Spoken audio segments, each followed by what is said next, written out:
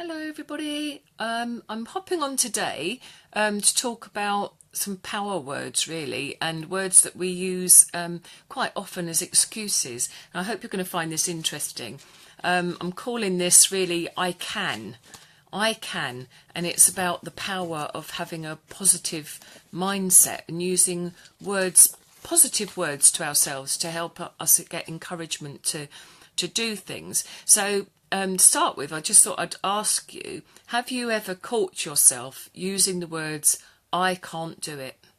They're really little words, such little words, but they're powerful because they give you an instant get-out clause almost. You're justifying the fact that you aren't going to bother trying. It's almost an excuse. So you shut it down and don't try if you let the words have that kind of grip over you. So where does this little voice come from that says, I can't? And I thought this was really interesting. Have you ever thought about that? Well, it's your mind. Your mind. And your mind is your precious guardian. It's wired to keep you safe, to keep you doing what you're doing now, whatever that might be, because you're surviving, even if you're, living a dreadful life or even the life of an addict, you're still alive, and your mind will be trying to keep you as you are, because from its perspective you're doing okay. But it's probably not the best judge of all of that, is it? So even if your life isn't a bed of roses, it's going to try and stick you where you are. So if you're looking to do something that's a little bit challenging and it's going to push your boundaries a bit more, you might need to think differently about it and not trust your mind so much. Because why would we expect it to do anything different than what it does? And surprise, surprise, our mind isn't actually, half the time, our own thoughts. It's not our own rational thinking. It's made up of a history and the things that we can remember and recall accurately, but can remember how time changes your slant on things. Sometimes we don't remember all the details and facts, and we can think things were easier than they were or harder than they were when we look back on them. But it's also been fed by everybody who we encounter, whose voice we take on board, our teachers, our parents, people of influence in our lives, who we respect and so on, but also ones that, we think are worthy of listening to.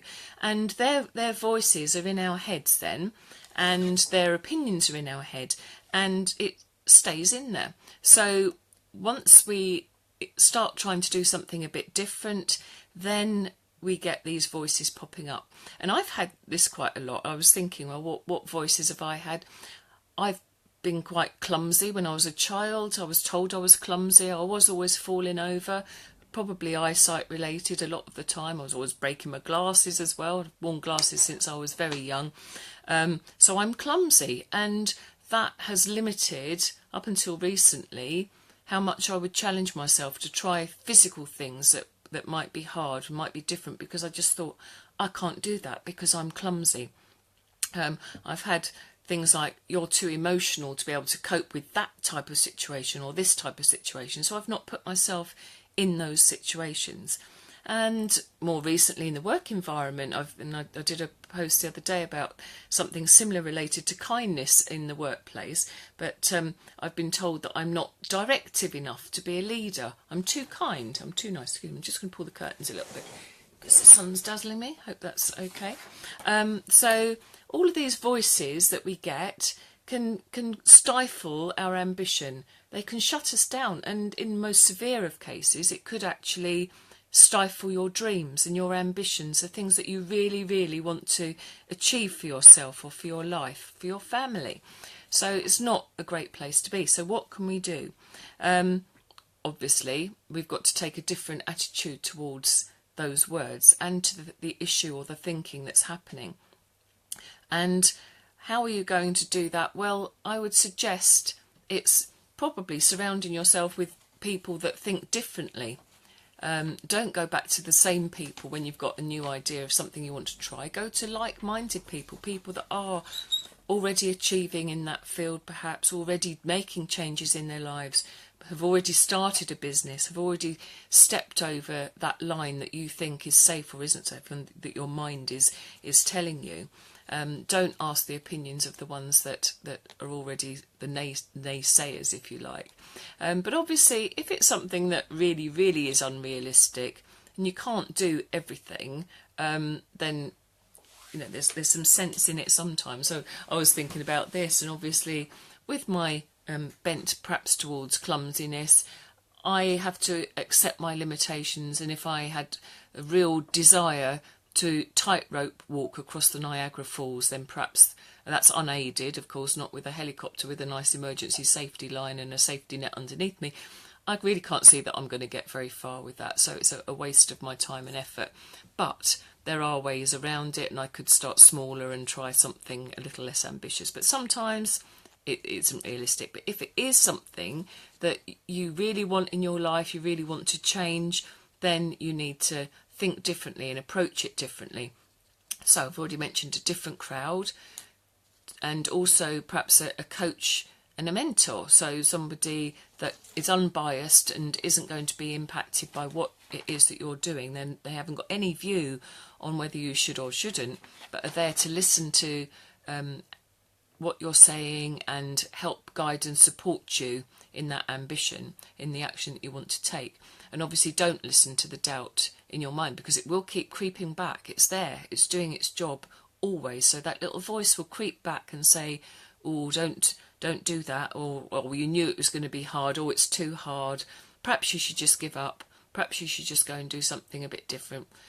In my case at the moment with my business, why don't you just go and get a real job? Why don't you go and let somebody else take the pressure to pay you each month? And I wouldn't want to be doing that right now. I'm not listening to that voice.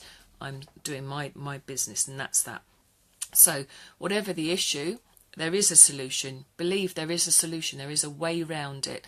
Whatever the problem, whatever the issue, talk to different people, get a coach, get a mentor, think about it differently. And if you want to really go to another extreme, you can adopt an even more positive mindset around what the issue is, and see it as something that's been put in front of you to challenge you. It's offering you resistance. It's there as something to help you learn and to grow. And when you've overcome it, you will be in a new place. You'll have reached a new point in your life. It's not always easy to achieve. And I'm going to reveal, obviously, for those that don't know, I broke my arm last week. So I can view that as something, actually, that's something that I have to deal with anyway. So I'm in a slightly different situation. But I can view it positively as something, okay, I can't do certain things in my life right now because of this. So what am I going to use that opportunity to do instead? And make the most of that.